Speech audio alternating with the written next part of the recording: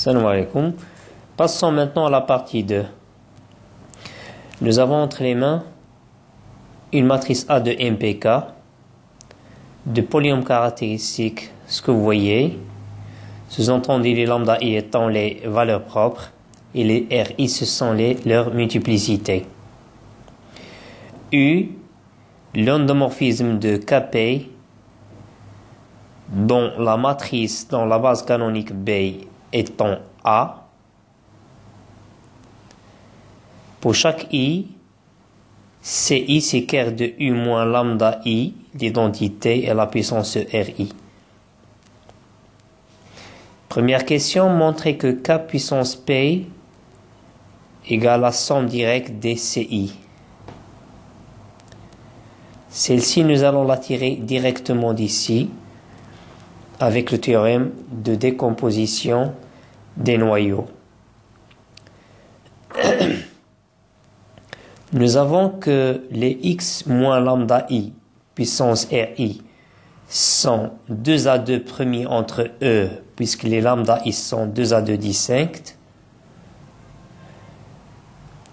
Puisque les premiers, ils sont 2 à 2 premiers entre eux, donc qu'est-ce que nous allons avoir d'après le théorème de décomposition des noyaux? Ker de produit de U moins lambda I, l'identité à la puissance RI, pour I allant de 1 jusqu'à K, nous avions, ça va être égal à quoi? D'après le théorème de décomposition des noyaux. Ceci, ça va être égal à la somme de I égale à 1 jusqu'à K de Ker de U moins lambda I, identité puissance RI. Ça, c'est le théorème de décomposition des noyaux qu'on vient d'appliquer. D'autre part, nous avons que si U de U égale à 0, d'après Cayley Hamilton.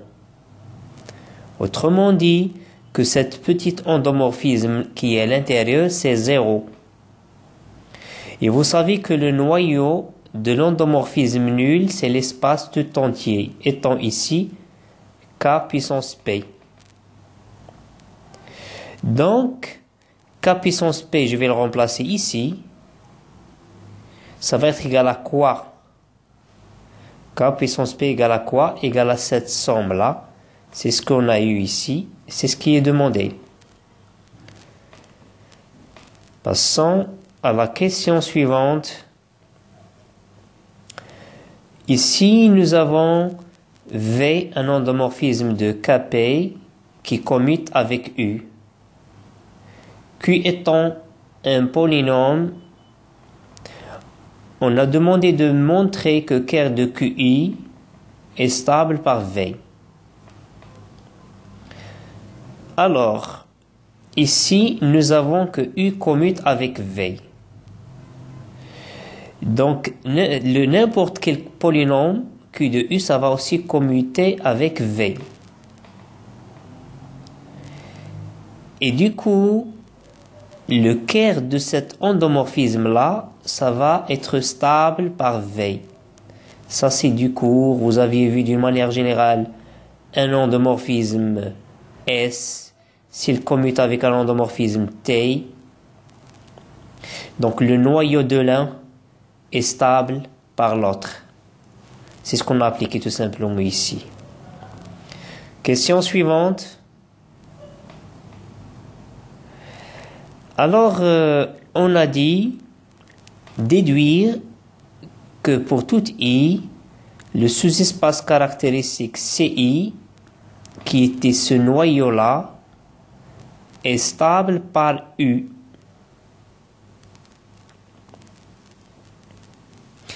Tout simplement, on va poser ce polynôme Q de X égale ce que vous voyez là, parce que le CI c'était quoi? Vous êtes en train de le voir ici. C'est Ker de ceci, autrement dit, c'est Ker de Q de U. C'est ça le CI avec Q, c'est ce que vous voyez ici. Alors, vous avez que U, d'après cette question précédente-là, vous avez que U commute avec Q de U. Du coup, le quart de Q de U, qui était le CI, ça va être stable par U. Passons à la question suivante. Alors, puisque CI il est stable par U, on va penser à son endomorphisme induit, qu'on a noté ici U indice CI. Je rappelle brièvement que la définition de U indice CI, par définition, c'est un endomorphisme bien sûr de CI. Le CI était déjà stable par U. Il est défini par quoi?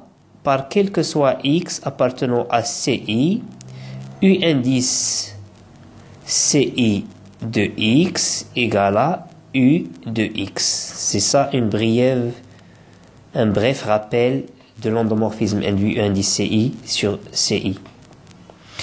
La question demandée ici, c'est de montrer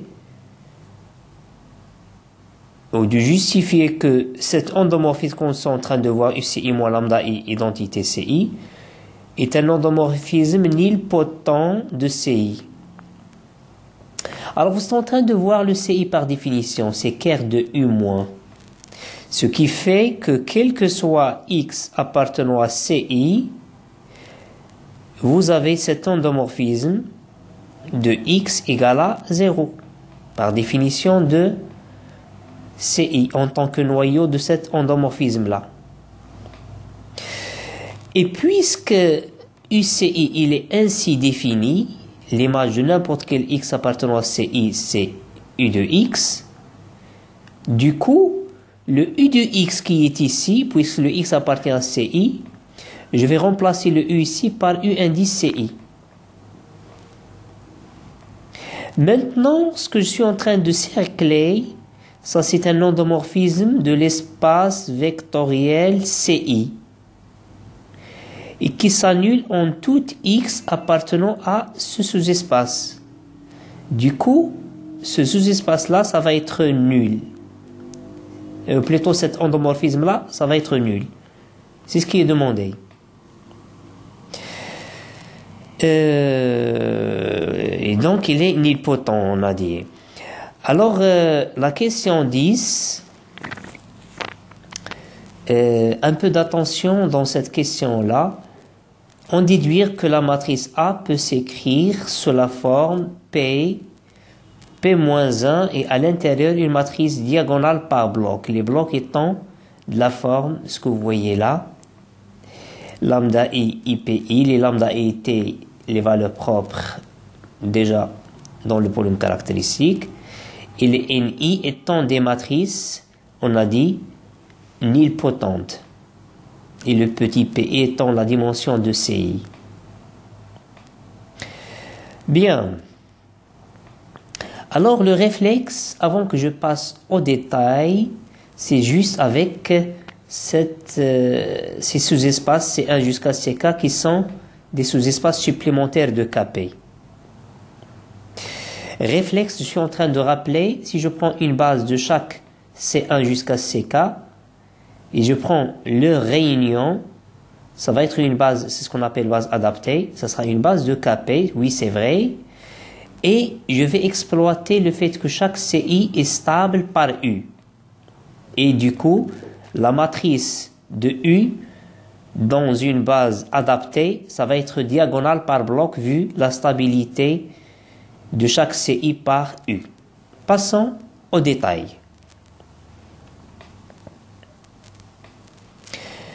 Alors, nous avons que chaque UCI est égal à, regardez que j'ai ajouté et retranché ce même terme. Je n'ai rien fait. Mais ce que j'ai gagné, c'est que cet endomorphisme-là, on vient de justifier qu'il est nilpotent. Je l'ai noté NI.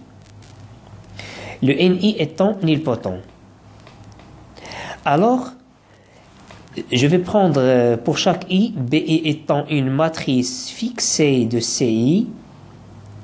Alors la matrice de UCI dans la base BI, que je viens de prendre et je vais fixer, est égale à la matrice de ça dans la base BI, qui va être la matrice lambda I fois identité, ce sera la matrice I indice PI, PI étant la dimension donc de l'espace CI de travail ici. Et ça sera la matrice de ce NI là, que j'ai noté grand NI, qui à son tour va être nilpotente, puisque l'endomorphisme NI associé est aussi nilpotent. Ce que j'ai entre les mains maintenant résumé à présent, que pour cette base BI, la matrice de UCI, ça sera cette matrice scalaire plus cette matrice nilpotente.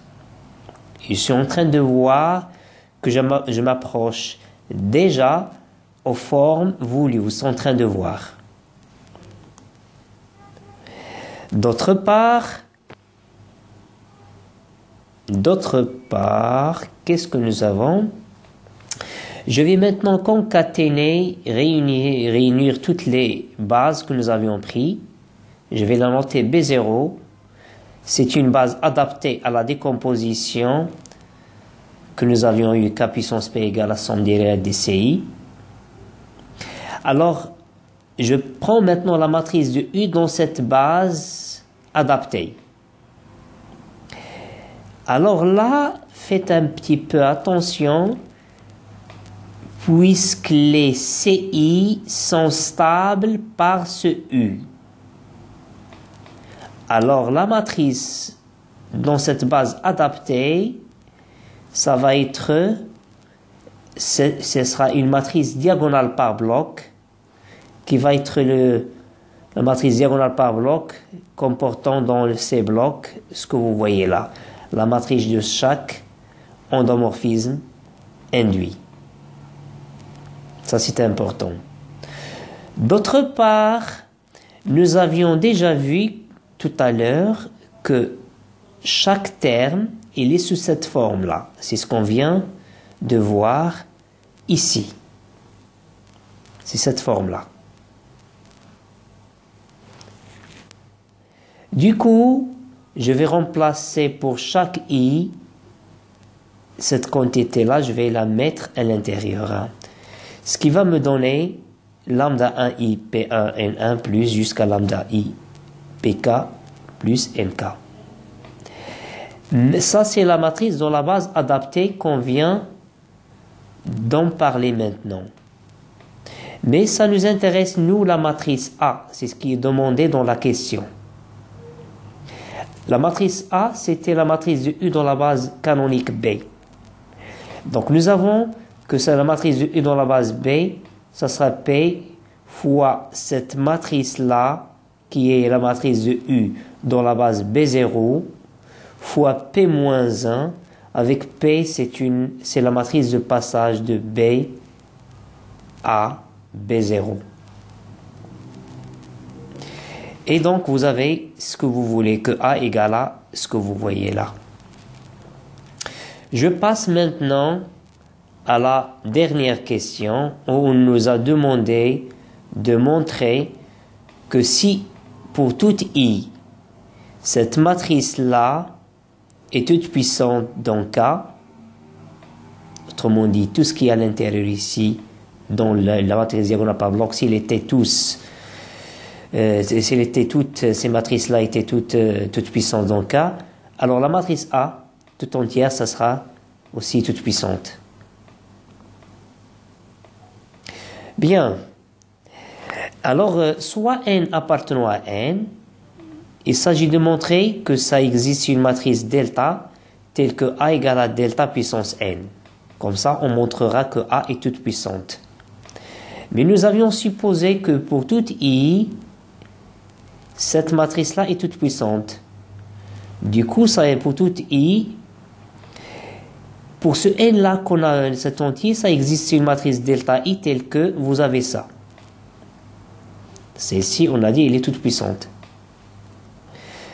Ainsi, la matrice A, ça va être P, P-1, mais le matrice diagonale par bloc, je vais remplacer chaque coefficient diagonal par bloc par le delta I puissance. C'est ce que j'ai mis ici. Alors, c'est terminé parce que cette matrice-là n'est autre que ce que vous voyez là. Ça, c'est ça. Parce que cette matrice diagonale par bloc, si je la lève à la puissance n, la puissance n, ça va entrer dedans et ça va vous donner ce que vous êtes en train de lire. Ainsi, pour toute n, ça existe une matrice delta qui est ce que je suis en train de cercler. Dans la puissance n, ça vaut dans A. Fin de la partie 2 et on passera à la partie 3.